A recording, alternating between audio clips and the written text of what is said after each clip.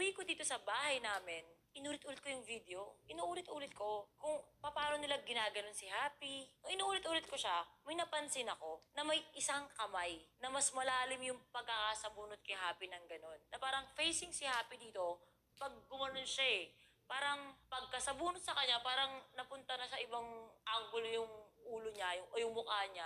Kasi nga, malalim yun. At sobrang halata na dahil nga nadala kami ng emosyon ng una, hindi na namin napansin na, oy, may isa pa. Hindi yung isa lang, hindi yung si Regine lang yung gano'n ng gano'n sa buhok ni Happy. May isa pang sumimple. Kaya sinabi ko kay Papi, Papi, may mali. May isang kamay pa dito. Teka, sandali. Bilang nanay, hindi ko na napigilan yung sarili ko. Talagang sumugod na ako pabalik ulit dun sa bahay ni Ate Marie kasi hindi ko matanggap. Sobrang gumagrabe yung nararamdaman ko and naiipon lalo yung galit, kung ano-ano yung halo-halo that time na talagang hindi ko talaga mapigilan, gigigil ako kaya talagang sumugod na ako.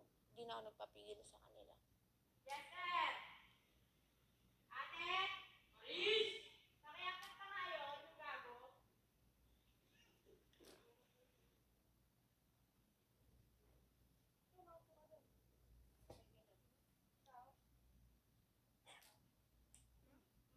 Kamusta ka pa? Ano?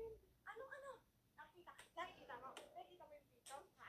Isa ka pa? Sabihin mo sa akin na hindi ka nakikisali. Ha? Putang ina mo. Ha? Ha? Ano? Ang ina? Ano? Masarap yung ginaganyan? Ha? Ano? Masakit? Ha? Masakit ba? Ang ina mo, isa ka pa. Sasabihin mo sa akin, nakakababa mo lang, may kausap ka. Isa ka rito, isa ka doon. Ha? Isa ka pa doon. Hindi narinig yung boses mo. Inano mo Wag kang sinungaling. Nakikipagtutulungan ka pa doon? Ha? Pinagtatakpan mo pa? Dinidiin mo pa siya kanina na siya lang? Sa totoo lang, hindi ko maintindihan eh. Paano nila nagagawa yung ganun? Napakabait naman ni Happy. Hindi naman siya nagmana sa ugali ko, di ba? At ng tao pinag-aagawan siya. Hindi ako ang nanay, parang ako na lang nangihiram sa kanya. Napakabait naman ni Happy. Hindi naman siya sobrang sakit sa ulo. Kaya nga ang dami nagmamahal siya ni. Ang daming gustong mag-alaga. Napaka-stress reliever naman yan eh. Siya yung nagbibigay ng kasiyahan sa lahat ng tao. Kaya hindi ko mag-gets. Hindi ko mag-gets kung bakit nila ginagawa yun kay Happy kasi alam ko naman sa sarili kung wala namang ginawang masama yung bata sa kanila. Wala namang kamuang-buang yun.